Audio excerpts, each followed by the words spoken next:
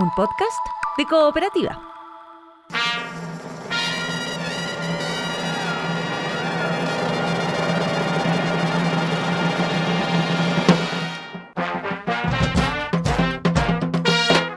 Hola, esto es Salud por la Historia, un podcast que reúne las conversaciones que hemos tenido durante ya varios años con el dramaturgo Andrés Kalavsky. Diálogos sobre los pequeños y grandes momentos que forman nuestra historia. Hablamos de música, de inventos, de creaciones y decisiones que cambiaron nuestra vida, de aventuras y descubrimientos, de heroínas, héroes y villanías. Este es un podcast para entender cómo llegamos hasta aquí y suena como un brindis. Salud por la Historia.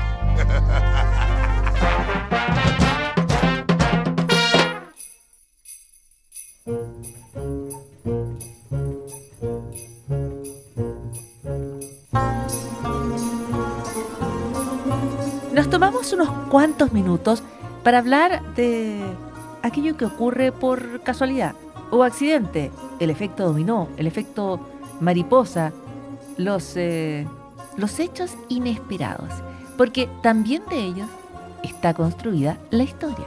Y Andrés Kalavsky parte en un viaje hacia, me parece que el sudeste asiático, para contar la historia de una caída y luego de un tesoro. ¿Cómo estás, Andrés? Aquí, tratando de que las cosas no se me caigan, pero fracasando. Es que es muy difícil. Ahora, la caída es un concepto como tan... Le tenemos como miedo a la caída, ¿no es cierto? Hablamos de la caída, de los imperios, de la caída, porque nos carga que se nos caigan las cosas, yo creo. Es que las caídas duelen, a menos que uno practique Aikido, las caídas duelen. Ah, mira, tú estabas pensando en la caída personal, yo estaba pensando en que a uno se le caigan las cosas. Es que a mí se me caen arriba del pie. Ah, entonces tú tienes la combinación, las dos cosas. Ya, lo tuyo es como el cartón completo. No, yo me refería a que siempre hay una frustración cuando a uno se le cae algo. Es fome. Lo indigna mucho, ¿te has fijado? Muchísimo. Sí. Y esa sensación de la humillación que acompaña la torpeza. Por ejemplo, Claro. una bonita olla enlosada que se cae y se triza el enlosado. Da rabia. Y uno dice, pucha la cuestión, ¿por qué soy así? Exactamente. O que uno lleve, qué sé yo, qué te digo, como, no sé, una taza con un café tibio, una agüita de Claro. algo, y ahí va al suelo. Y además, después hay que limpiar. No, si es todo muy indignante, No, hay que partir a trapear al tiro. Porque... al tiro. No, y no te digo que si se quiebran como cosas filosas o de vidrio, que ahí hay que empezar a empaquetar, además, Es verdad. para que nadie Pero se vaya yo, a pinchar, en fin, todo eso. cuando se me caen bebestibles, agradezco que soy diabético, entonces no como azúcar. Entonces no queda pegajoso. Ah, ¿no te quedan los zapatos pegajosos durante todo el día? A mí sí. Es Las una zapatillas ventaja. eran choque. Bueno, pero esta es una historia algo no Pero basta de pegajoso. nimiedades. Vamos a una historia grande. Vamos a una caída grande, Andrés. Una caída grande. Esto es una cuestión de 3 metros, de varias toneladas. ¡Wow! Estamos en Tailandia. Perfecto. Estamos en Tailandia, estamos en el siglo XIX, en el reinado del rey Rama III. Y el rey Rama III emprende una renovación de la capital, de Bangkok. Entonces manda a traer reliquias y estatuas de distintos lugares de Tailandia donde están medio botadas, porque ha habido distintos desastres, distintas guerras, distintos problemas. Entonces traen de provincia a la capital una estatua, con mucho cuidado, una estatua enorme de 3 metros de Buda, que representa a un Buda. Ok. Y este Buda es una estatua de yeso preciosa, pintada con incrustaciones de vidrios de colores. La traen y la ponen ahí en un lugar que se llama Wat Chotanaran en Bangkok. Ya. Pero esto es yeso. Es yeso, estuco, cuentas El de colores. yeso estuco precioso, imagínate, una estatua. O sea, el valor aquí está puesto en el arte de darle forma al yeso. No, sí, claro. Pero digo, el material no era noble. El material no era noble, tenía vidriecitos de colores, tenía los pigmentos, eran pigmentos naturales, entonces se gasta mucho esfuerzo, mucho tiempo conseguirlo. No, sí, yo En no fin. digo que no valiera nada, pero era una estatua de yeso. Una estatua de yeso de 3 metros. Sí, pero igual era de 3 metros de yeso, que es bastante. Ok. Entonces, La dejan ahí, pero eventualmente el templo donde está por cómo se transforman las ciudades. Tú has visto que hay barrios que se gentrifican, como decimos, hay barrios que decaen. Entonces, durante un siglo estuvo la estatua ahí. En 1935 la movieron a Wat Traimit, que es otro lugar en Bangkok, otro templo, porque el templo primero había caído en desuso. Y la dejaron ahí, pero como era muy grande la estatua, era más grande que el templo, le pusieron un techito como de plancha de lata y la dejaron ahí. Perfecto. Dijeron, Ahora, tú dices que la movían de un lado para otro, pero esto tiene que haber sido bien pesado. súper pesado, súper difícil, pero me importa decir que esto lo lograron hacer varias veces bien. Por eso estoy contando toda esta parte. Me parece muy bien. Tú estás haciendo un reconocimiento solo para contar, me imagino yo, que después se les cayó. Pero yo Efectivamente. respeto tu planteamiento. Efectivamente, o sea, porque esta estatua, por pesada y grande que fuera, la movían de un lado para otro sin problemas. efectivamente. Entonces, 1935 queda ahí debajo de este techo y dicen, no, pero un día vamos a hacer la sala grande del GAM, un día vamos a hacer un Ya, o sea, había una expectativa de que en algún momento se construyera el templo, que bueno, es la expectativa que ha movilizado a tantas civilizaciones en tantos momentos de la historia. Claro, entonces, efectivamente, en este caso lo logran. Y en 1954 empiezan a construir un templo grande donde va a caber este Buda. 1955, en mayo, con una grúa, Ya. levantan el Buda para moverlo, 25 de mayo, y efectivamente, como tú nos habías contado, se les cae. Ah, yo no sabía Se que se cae. iba a caer. Se cae y se rompe. Se cayó y se rompió. Se cayó y se rompió. Oye, Entonces, justo cuando probablemente había mejor tecnología para moverla. efectivamente, bueno, que eso es lo que pasa en la tecnología. ¿No te fijas? Lo que Un produce engaño son fallos más tecnológico. sofisticados. Porque si tú decías que durante muchísimos años, ¿qué te digo? Si no siglos la movieron sin problema, de repente la mueven y se cae.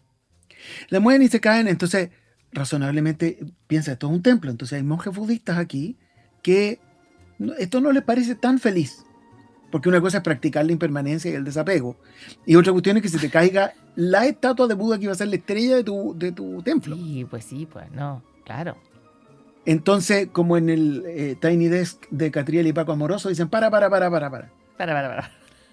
Y llora el señor que está operando la grúa. Pero en su llanto se le acerca un monje y le dice, pero no llorí, lorea, mira. Y hete aquí que la estatua no era nada de yeso, lo que explicaba que pesara tantas toneladas. La estatua estaba cubierta de yeso, muy grosamente, tanto que parecía hecha de yeso. Pero adentro había un Buda de 3 metros de oro sólido. Y no lo habían encontrado en todo ese tiempo. No lo habían encontrado en todo ese tiempo y entonces lo que encontraron fue esta estatua magnífica que todavía está en Tailandia. Se puede ir a ver la próxima vez que usted vaya a Tailandia. Dese una vuelta y ve es una estatua que está hecha de 10 partes que se encajan y está hecha de oro sólido en distintas proporciones, no es todo oro puro, pero es entero de oro. ¡Wow! La estoy viendo. Oye, pero es extraordinaria. Es extraordinaria, es impactante y es, según el libro de los récords Guinness, el objeto sagrado de mayor valor como material por el material. Ya, pero hay una cosa que no entiendo. ¿Cómo nadie pensó que al interior podría haber algo más pesado? Porque yo creo que la diferencia de peso entre una estatua de yeso y una de oro debe ser muy grande, ¿no? Debe ser muy grande, pero una cosa que pasaba es que probablemente se asumía que no era de yeso entera. ¿Sí? Porque estaba cubierta, claro, pero que no era de oro, pero tampoco que era de oro al interior. Claro, si no el core podría haber sido, ¿qué te digo yo?, de plomo. Ya, y en primer término, ¿por qué la habían tratado con yeso, la habían tapado con yeso? Porque esta es una escultura que se hizo entre el siglo XIII y el siglo XIV. Y en algún momento, en el siglo XVIII, cuando hubo la amenaza de una invasión birmana a Tailandia, cuando Tailandia todavía era el reino de Siam, los monjes dijeron, ¿sabes qué? Van a saquear y no podemos hacer nada para impedir que saqueen. Pero tapemos esta cuestión, protejámosla. Entonces Porque claro, una opción era desarmar las 10 piezas, enterrarlas y ver si alguno sobrevivía e ir a buscarlas después. Pero la estrategia que tomaron fue decir, no, hagamos una estatua más charcha encima. Entonces la cubrieron como si fuera una estatua de yeso.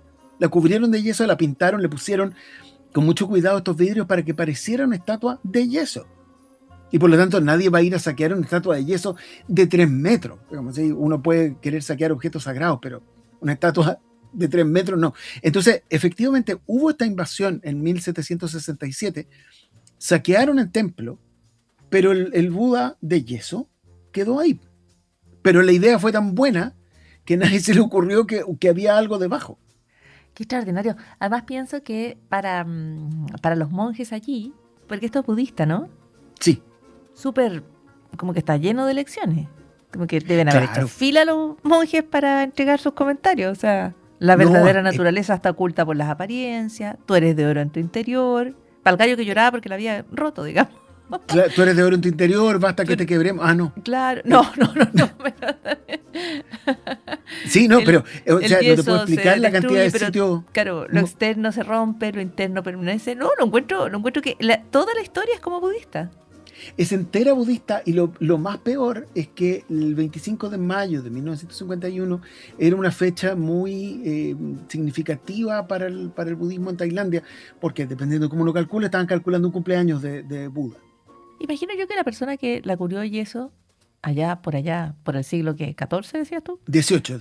Ah, perdón, el 14 la hicieron. construyen, la hicieron, Claro. ya. Pero ya, la que por ahí por el 18 la cubrió y eso, debe haber mirado la estatua de vez en cuando y haber dicho, ni se imaginan que adentro. No, deben haber dicho, oye, qué bueno.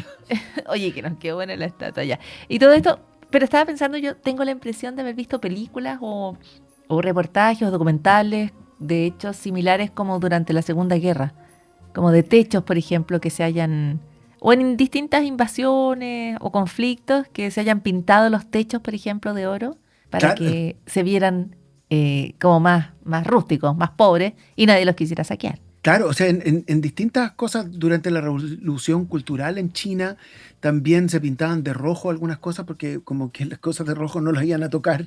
Entonces se buscan distintas estrategias para pasar piola. También hace poco, este año, en Tailandia, estaban limpiando un desagüe debajo de un templo y encontraron un tesoro. Entonces, claro, cuando viene el saqueo y uno tiene cosas que guardar, trata de guardarlas, de esconderlas, de hacerse el sueco o el tailandés. Exactamente, las trata de disfrazar y buena parte de la historia es como la del Buda de oro, ¿no? Es como las reliquias que escondemos y gracias a las cuales podemos como ir reconstruyendo la historia. Qué bonito. Claro, si lo único que uno necesita es alguien como yo. A mí esta historia me da esperanza, porque es la esperanza de que un día se me va a caer algo y me van a felicitar. Exactamente, porque por ahí está toda esta historia es un homenaje al que se le cayó la estatua. Claro. Y que podría haber roto para siempre una vieja reliquia, y en vez de eso, encontró un tesoro. Así que la próxima vez que se te caiga algo, que te tropiece, que te desplomes en medio en la calle, piensa eso.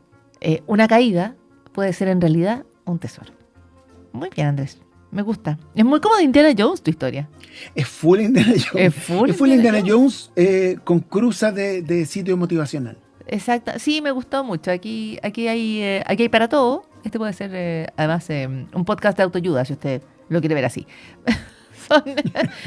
Son cruces inesperados de la historia y hoy el Buda de oro escondido bajo una gigantesca masa de yeso. Solo descubierto gracias a que a alguien se le cayó. Andrés Karabsky, hasta la próxima. Chaito. Y además invitar a todo el mundo a escuchar esta y otras historias en Salud por la Historia Podcast. Hasta la próxima.